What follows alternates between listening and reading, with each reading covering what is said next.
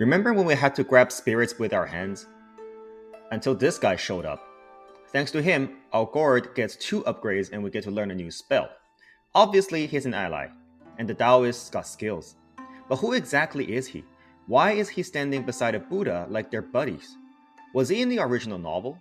How is he related to the 4 lone bosses in the game? Why is his role so much more important than it seems?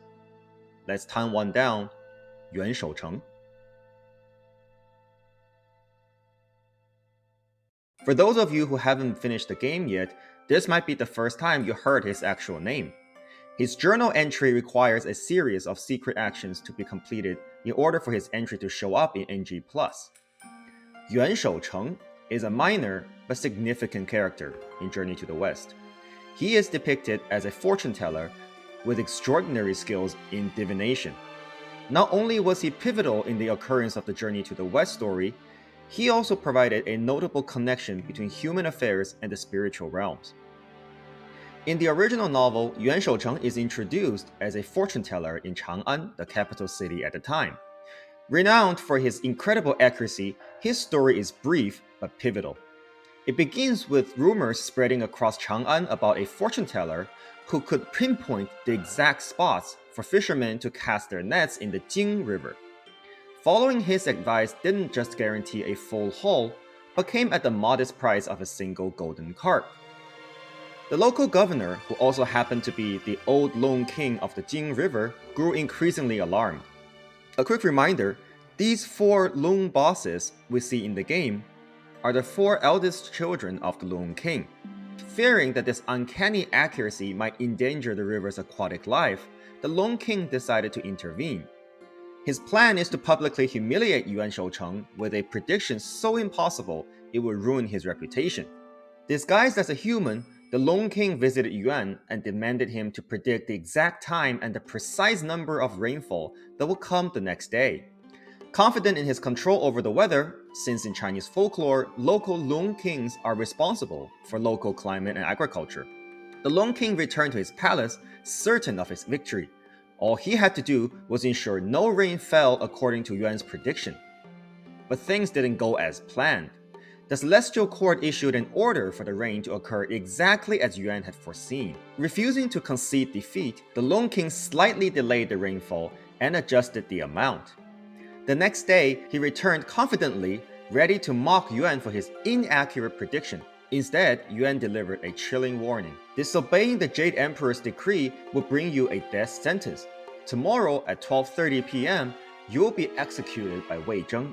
By the way, Wei Zheng is a real historical figure, celebrated for his political achievements as a top advisor to Emperor Tang Taizong.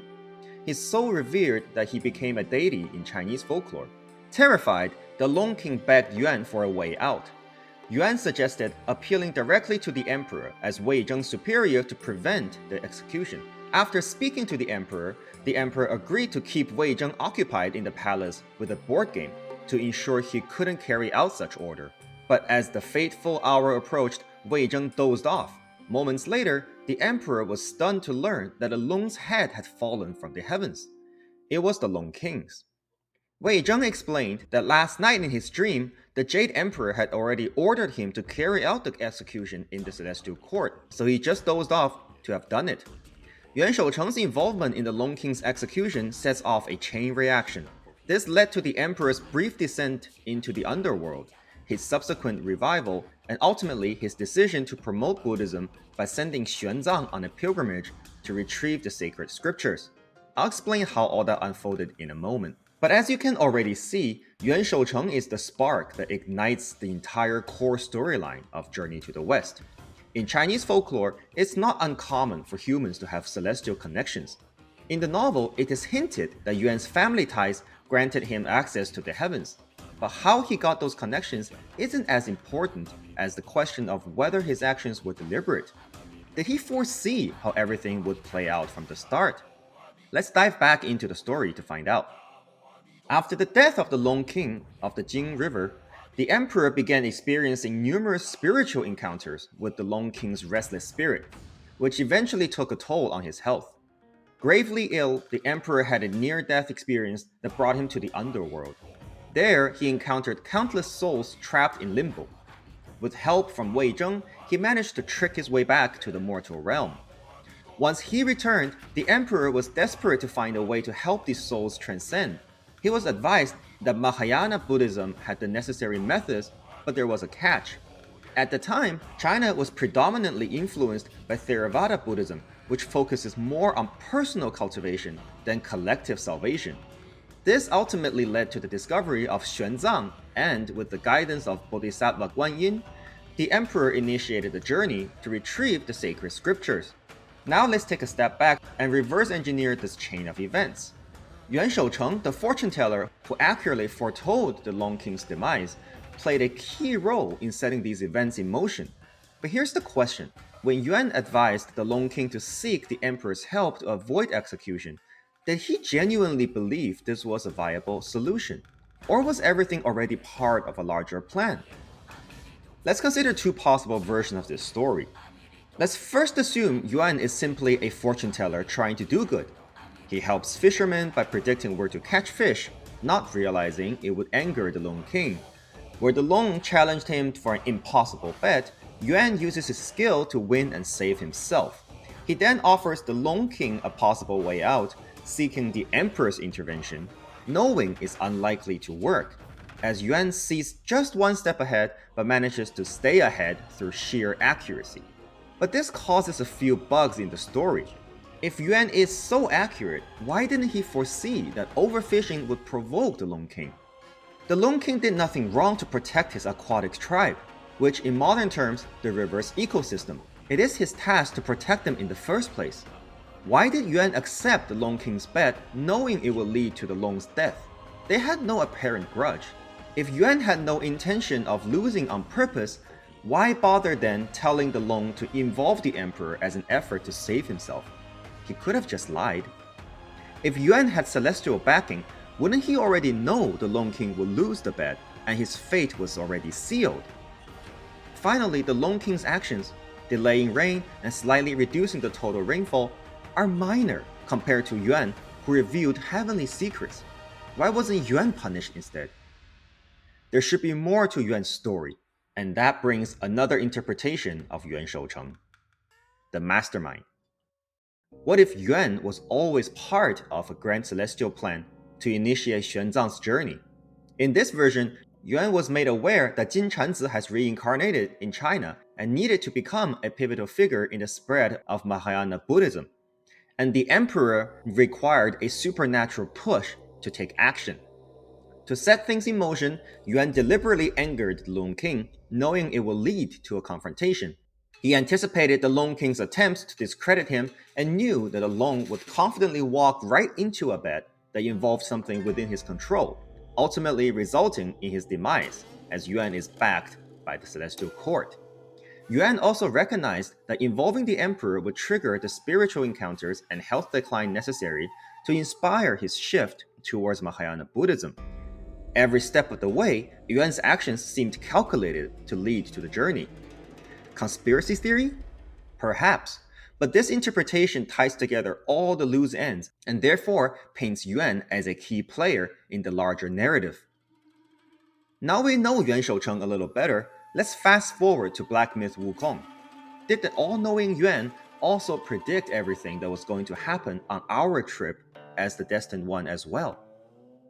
Let's take a look at what he has done for the Destined One.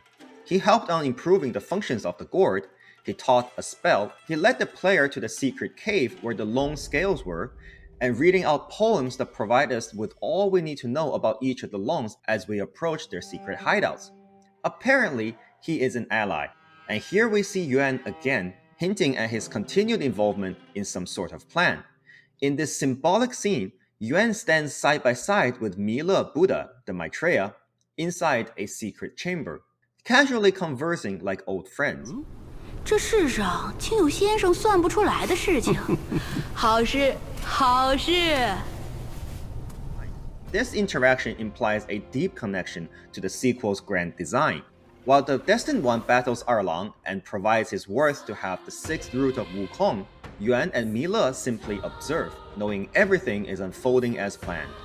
But why would Mile, a future Buddha, and Yuan support Wukong's cause?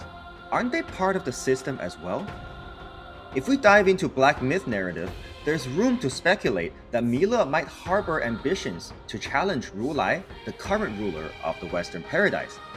As the Buddha of the future, Mila must wait for the current ruler's fall to ascend.